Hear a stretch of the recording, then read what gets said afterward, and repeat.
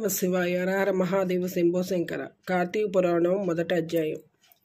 కార్తీక మహత్యం గురించి ఈరోజు తెలుసుకుందాం. ఓ రోజు నైమిషారణ్యంలో సైనికాది మహామునులు కలిసి గురుతుల్యులైన సూత మహామహర్షితో ఇలా కోరారు: ఓ మహాత్మా, మీ ద్వారా ఎన్నో పురాణ ఇతిహాసాలు, వేదాంగాలు, రహస్యాలు గ్రహించాం.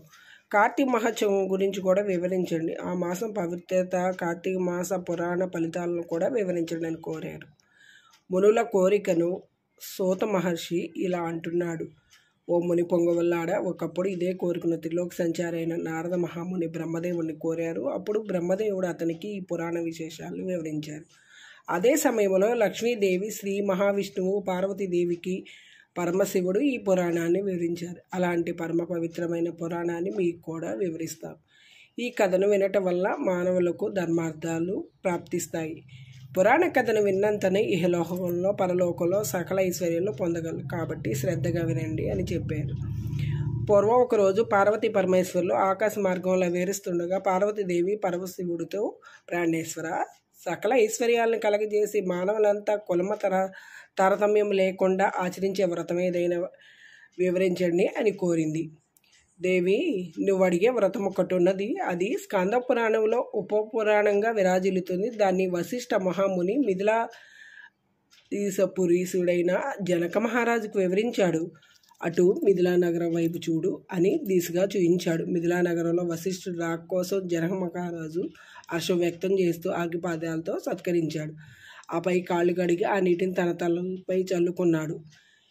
ఓ మునివర, మీ రాక వల్ల నా శరీరం, నా దేశం, మా ప్రజలు అందరూ పవిత్రమై మీ పాదధూళితో నా దేశం పవిత్రమైంది. మీ రాకకు కారణం ఏమిటి అని కోరగా వశిష్ఠ మహాముని ఇలా చెప్తున్నారు: జనక మహారాజా, నేను ఒక యజ్ఞం చేయాలనుకుంటున్నాను. అందుకు కావలసిన ధన సైన్య సహాయాన్ని నిన్ను కోరాలని వచ్చాను.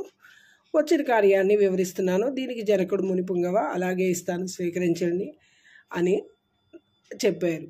కానీ నాకు కొంతకాలంగా ఓ సందేహం ఉంది. మీలాంటి దైవ కార్యాలై అడిగి సంశయం తీర్చుకోవాలని అనుకుంటున్నాను. నా అదృష్టం కొలది అవకాశం దొరికింది. ఈ ఏడాది మాసంలో కార్తీక మాసమే ఎందుకు పరమ పవిత్రమైంది? దాని గొప్పతనం ఏమిటి? కార్తీక మహత్యం నాకు వివరిస్తారా అని ప్రార్థించారు. వశిష్ఠ మహాముని చిరునవ్వు నవ్వి, రాజా, తప్పక నీ సందేహాన్ని తీర్చగలను. నేను చెప్పబోయే వ్రత కథ సకల మానవాల పాపాలను హరించేది. ఈ వ్రత మహత్యం ఎంత చెప్పినా ఎంత విన్నా నీకు తనివి తీరదు. ఈ వ్రత విధానం ఏమిటంటే, వేకుజామునే లేచి కాలకృత్యాలు తీర్చుకొని స్నానం ఆచరించి ధనదానాలు, దేవతా పూజలు చేసినట్లయితే దాని వల్ల అన్యమైన పుణ్యఫలాన్ని పొందగలరు. కార్తీక మాసం ప్రారంభం నుంచి ఇలా చేస్తూ విష్ణు సహస్రనామార్చన, శివలింగ ఆర్చన ఆచరిస్తూ ఉండాలి. ముందుగా కార్తీక మాసానికి అధిదేవత అయిన దామోదరునికి నమస్కారం చేయాలి. ఓ దామోదర, నేను కార్తీక మాస వ్రతానికి ఎలాంటి ఆటంకం రానిక నన్ను కాపాడు అని ధ్యానించి ప్రారంభించాలని వివరించాడు.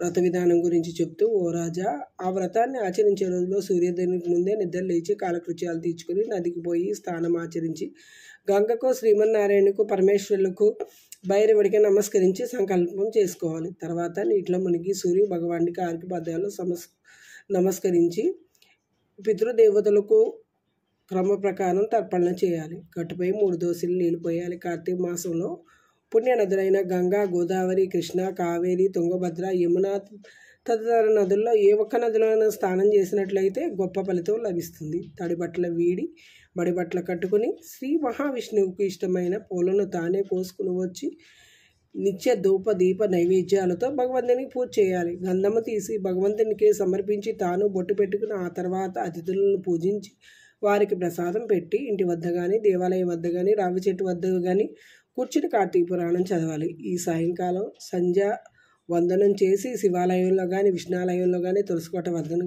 దీపారాధన చేసి శక్తిని బట్టి నైవేద్యం తయారు చేసి స్వామికి నివేదించాలి. అందరికీ పంచి తాను భుజించాలి. తర్వాతి రోజు ముష్టాన్నంతో భూతతృప్తి చేయాలి.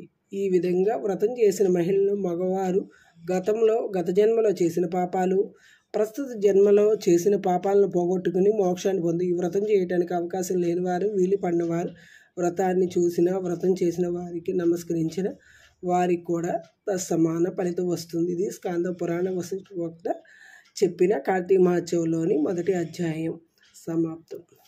ఓం నమ శివాయ. హర హర మహాదేవ శంభో శంకర.